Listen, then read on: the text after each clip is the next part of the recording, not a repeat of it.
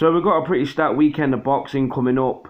We've got multiple shows across the globe, starting off with Clarissa Shields versus Savannah Marshall at the O2 Arena in London. On that undercard, we have Alicia Baumgardner versus Michaela Mayer.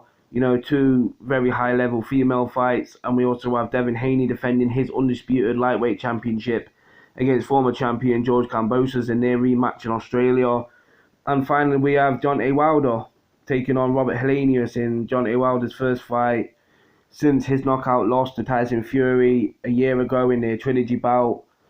So, it's going to be interesting to see how Deontay Wilder looks in his comeback against Robert Helanius. Robert Helanius, former European heavyweight champion, a guy who has a few losses in his career, but a guy who's coming off two good wins over contender Adam Kownacki. The first fight, he knocked Kownacki out. The second fight, he bashed him up on the same card as Deontay Wilder versus Tyson Fury. It was the undercard bout of that fight night. So it's a pretty, decent fight for Deontay Wilder to make his comeback. But I think it's the right fight for his comeback because he shared a ring with Robert Helanius before in sparring sessions. He knows what he's getting in the ring with. I think it's not an unknown quantity. He's not just stepping in there with a killer straight off the back. He's, easing his way back in to boxing after his knockout loss to Tyson Fury, because them last two fights he had with Tyson Fury were incredibly taxing on him, in my opinion. He got bashed up in both of them fights. So we don't know what that's done to him physically, mentally. But the one thing about Deontay Wilder is he was never the best boxer anyway. We all know this. Deontay Wilder is very limited in terms of his skill set, etc., etc. But what he does have is a hammer of a right hand that when he hits guys clean, it usually ends the fight. And he came close twice against Tyson Fury, obviously in their first fight and obviously in the third fight. He dropped Tyson Fury heavily twice in the first and the third fights, but he just couldn't finish Tyson Fury off because Tyson Fury showed tremendous powers of recovery to manage to come back into them fights. So it's going to be interesting, like I said, to see how this fight plays out. But I expect Deontay Wilder to knock Robert Helanius out in about 6 or 7 rounds. I think he'll take his time, though.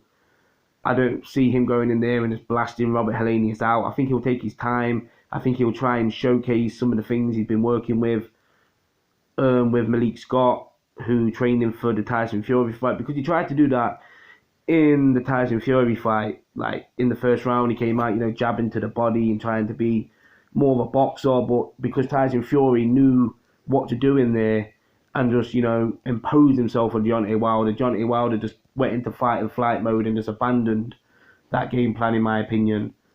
So, I think he'll try and show a little bit of that against Robert Helanius, but one thing he can't do is get complacent, because, Robert Helanius might not be the most lethal heavyweight out there. He's still a guy who's 6'5", 250 odd pounds, very experienced, and he's a guy, if he does get a chance, he'll take it. So I think Deontay Wilder, still has to be a bit careful and cautious against Robert Helanius, but I do see him dropping the boom at some point in that fight and getting the victory. And it's good to see Deontay Wilder back, and if he wins at the weekend, there's some interesting fights for him. The fight I really want to see for Deontay Wilder is him versus Joe Joyce, because I just want to see if Joe Joyce can take that power. I just want to see it, because I swear to God, if Deontay Wilder hits Joe Joyce clean on the chin and Joe Joyce doesn't blink, I'm turning the TV off, because the guy is just made of stone if that's the case. So I'm so interested in that fight, because if he can't hurt Joe Joyce, Deontay Wilder is going to get absolutely ran over by Joe Joyce. Because we saw what he did to Joseph Parker, a guy who was 250 pounds. Yeah, Parker's not the most naturally big heavyweight, but he's still a bigger man compared to Deontay Wilder in terms of weight. And he got ran over by Joe Joyce. So if Deontay Wilder can't put a dent in somebody like Joe Joyce, then boy, he's in for a long night.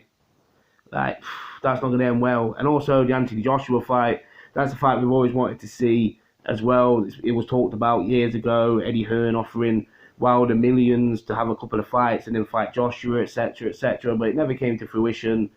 So, I think that fight's still got legs, Deontay Wilder and Anthony Joshua. I think that's a very fun fight.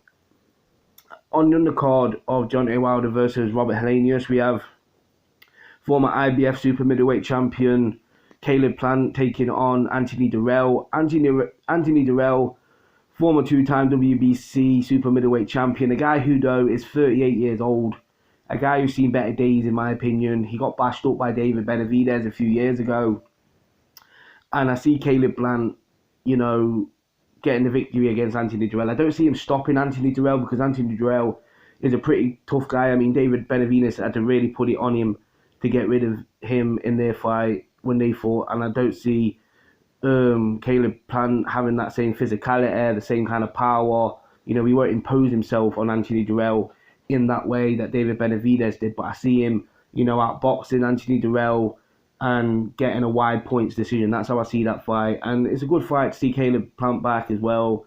He hasn't fought since last November, since he got stopped by Canelo Alvarez in the undisputed title fight, and there's still fun fights for Caleb Plant. Obviously, the likes of David Benavidez, you know, that's the fight that all the fans want to see, especially at that side of the road at PBC. A lot of people want to see Caleb Plant versus David Benavidez. Nobody wants to see Anthony Durrell versus David Benavidez again. Yeesh. But yeah, that's a good fight to be made if Caleb Plant gets past Anthony Durrell at the weekend, which I expect him to do. So yeah, comment below in the comment section. What do you guys think about Deontay Wilder return? Do you think it's a good fight? What do you want to see him do after if he gets past Helanius? Comment below in the comment section. I'm out.